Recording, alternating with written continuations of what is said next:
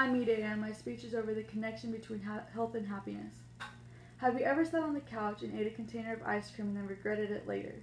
And during that moment, felt like you needed to get your life together and start to be healthier? There have been several occasions in my life where I ate a whole lot of ice cream while being upset and regretted it after, and felt really bad about myself and my body.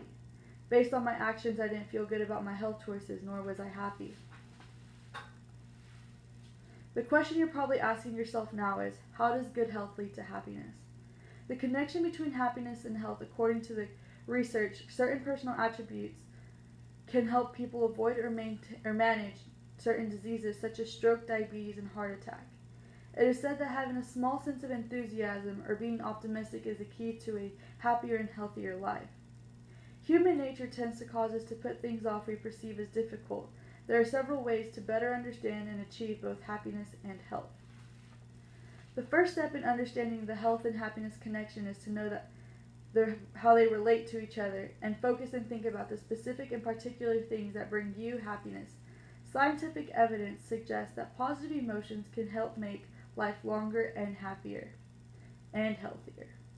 Happiness researcher Robert Holden conducted a survey and found that 65 out of 100 people would choose happiness over health, but that both were valued highly. Fortunately, we don't have to choose. Happiness and health go hand in hand. As Holden states, there is no true health without happiness.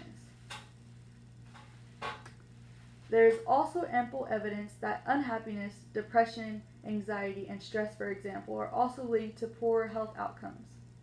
These negative states, if chronic, can dampen immunity and increase inflammation in the body, leading to a multitude of diseases and conditions. How does happiness affect the body? Research shows that happiness plays a role in improving heart health by lowering the heart rate and pressure. Some studies show that the level of happiness can affect your immune system, determining how susceptible you are to illnesses. It is no secret that stress has an adverse effect on our health. It causes psychological and physiological changes that ruin our well-being, including blood pressure and interfering with our sleep patterns. Why should you be happy, you may ask? So what's so great about being happy? A 2012 review of over 200 studies found a correlation between optimism and a lowered risk of heart disease. This is not to say that happiness directly prevents heart attacks, rather that happy people are more likely to maintain good health habits like exercising, eating well, and getting a good night's sleep.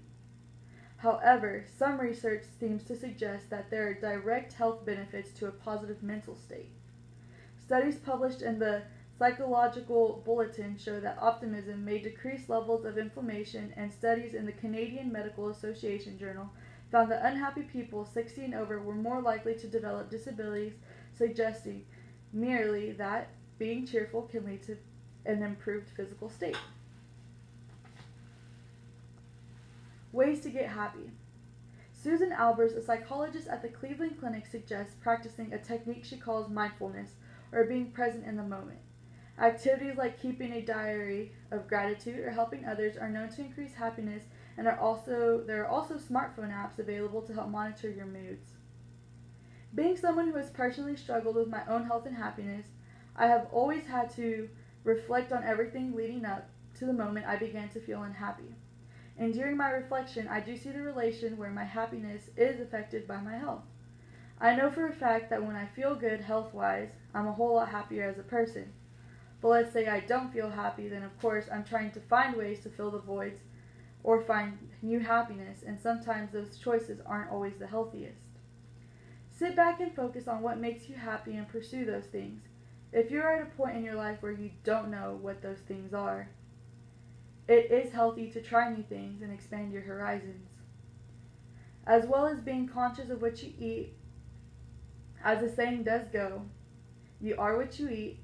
Changing your eating habits aren't always the easiest, but you can expect a good result if you aren't willing to put in the effort.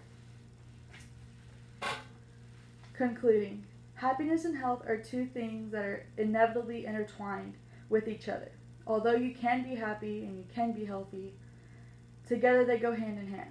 To live a happy life, you need to be healthy in both mind and body. To live a healthy life, you need to be positive and happy.